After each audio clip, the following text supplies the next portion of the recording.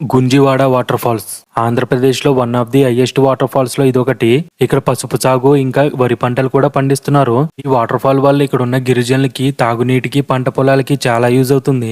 పూర్వం నుండి water fall ఉన్నా ఇక్కడ ఉందని బయట ప్రజలకు తెలిసింది మాత్రం ఈ గత 2 సంవత్సరాల్లోనే. మొదట్లో ఈ వాటర్ ఫాల్ పిట్లబొర్ర వాటర్ ఫాల్స్ గా ప్రసిద్ధి చెందిన తర్వాత తరబు అని, గుంజివాడ అని 3 పేర్లతో పిలుస్తున్నారు. వాటర్ ఫాల్ కింద ప్రాంతం గుంజివాడ, పైన పిట్లబొర్ర ఇంకా తరబు అనే ఊర్లు ఉండడం వల్ల అలా పిలుస్తున్నారు. ఈ వాటర్ ఫాల్ జనాలకి ఎక్స్ప్లోర్ అయిన తర్వాత దీనికోసం ఆ 3 ఊర్ల జనాలు మధ్య గొడవలు కూడా జరిగాయంట.